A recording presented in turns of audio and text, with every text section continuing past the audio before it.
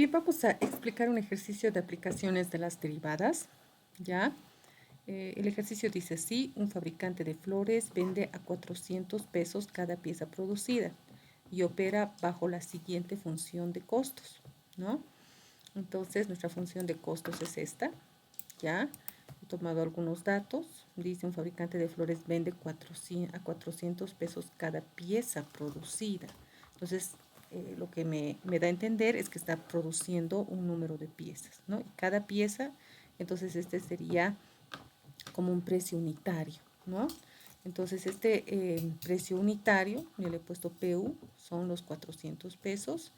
Le he puesto X a una cantidad de piezas, ¿no?, que va a vender. Y esta es la función de costos que me dan como dato. He puesto inciso A: cuántas piezas se deben producir para maximizar las utilidades. Entonces, este es un ejercicio muy sencillo en el que hay que calcular el ingreso, que obviamente es el precio por la cantidad, ¿no? Y el costo nos han dado. Al ver que es una función cuadrática y nos dicen que es la función de costos, he asumido que dentro de esta función de costos están los costos variables y los costos fijos. Supongo que los costos variables están representados por esta parte de nuestra función que está en función de X, ¿no? Y los 500 representan a los costos fijos, ¿no? Otro que es cuadrática, ¿no? Entonces, por eso he asumido que es una función de costo total. En caso de que lo multiplicáramos por X, se volvería cúbica y no es una función muy típica de costos, ¿no? Son algunos supuestos que he hecho para poder resolver este ejercicio, ¿ya? Y lo que me piden es maximizar, o sea, cuántas piezas debo yo vender para maximizar esta utilidad. Entonces tengo la utilidad de 400. La utilidad, obviamente, conceptualmente, es justamente los ingresos menos los costos, ¿no? Entonces la función ingresos es 400x menos los costos, que sería toda la función de costos que me han dado, ¿no? Una vez vamos a proceder a hacer algebraicamente. Yo, por ejemplo, me estoy basando en el Scientific, ¿no? Si estoy trabajando en un paquete como el Scientific, que es matemático, coloco mis funciones y le doy control E y me lo ha simplificado, ¿no? Es menos 200, menos 2x cuadrado más 200x menos 500. Entonces, esa sería mi función de utilidad, ¿no? Entonces, ya tengo la función utilidad, pero me dicen cuántas piezas se deben producir para maximizar estas utilidades.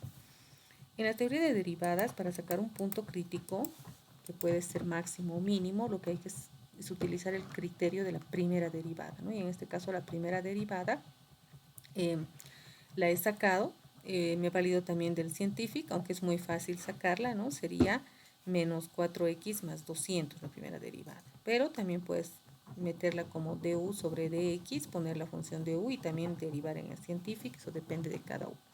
¿Qué dice el criterio de la primera derivada?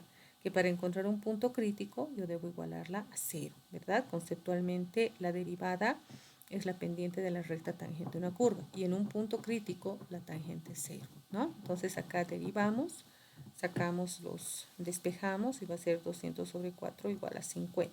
Quiere decir que cuando yo venda 50 piezas voy a maximizar mis utilidades. Esa es la respuesta al inciso A. La cantidad que debe vender son 50 unidades para maximizar, ¿ya?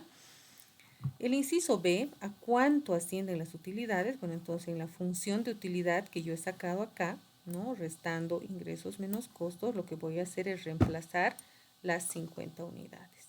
Y esto lo metes a tu calculadora o si tienes el Scientific lo procesas ahí. Me sale que yo voy a tener una utilidad de 4.500 pesos.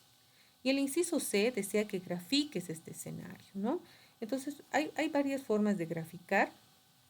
La que yo utilizo es el GeoGebra, ¿no? ¿Cómo ingreso al GeoGebra? Voy a cerrarlo, este es el GeoGebra, ¿no? Yo entro acá, le doy acá en el Google GeoGebra clásico, ¿ya?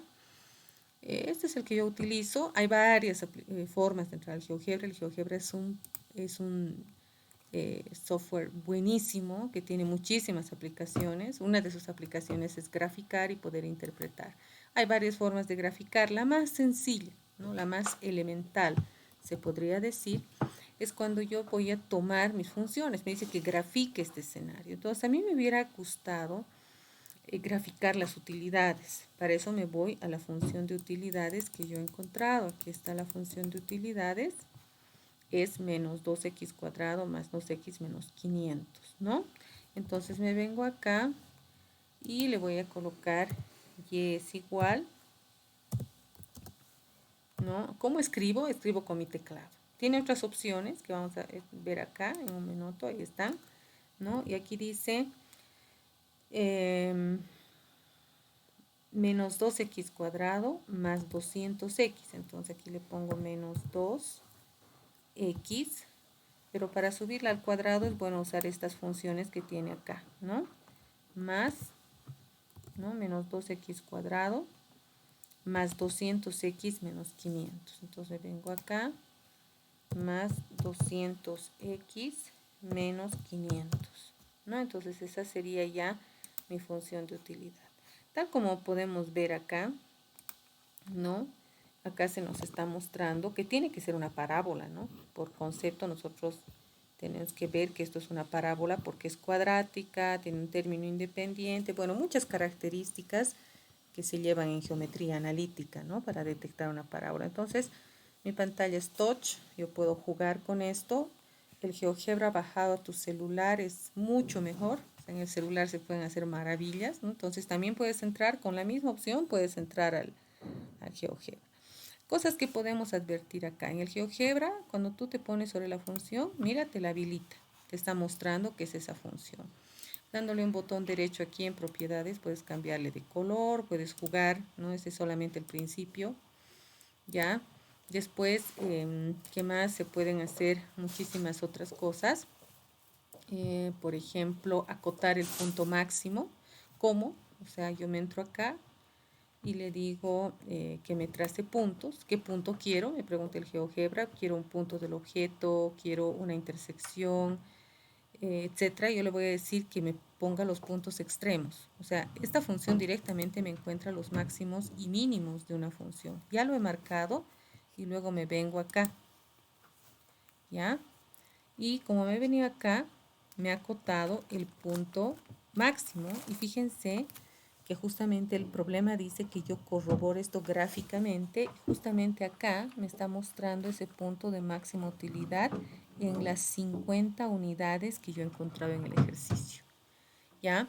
Como el ejercicio no deja claro qué es lo que realmente persigue con mostrar gráficamente, entonces yo me había ayudado en algún momento y había dicho también graficaré el ingreso y el costo, ¿no? Para ver cómo estoy en utilidades y dónde me encuentro. Entonces, si quiero graficar más, lo único que tengo que hacer es venirme aquí, me vengo nuevamente acá y me pongo a ver cuánto era mi ingreso. Mi ingreso no era otra cosa que 400 por X.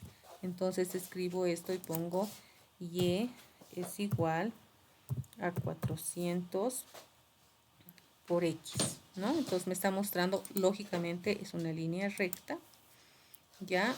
También la puedo marcar, me vengo aquí y le doy botón derecho, le pongo propiedades, y no sé, le pongo poner un colorcito verde, ¿ya? Un poquito más oscuro, ¿no? Que es el verde, exacto. Entonces ahí está mi función ingreso, ¿no? Entonces algo que se puede ver en las funciones ingresos, que son rectas, que van creciendo de esta manera, ¿no?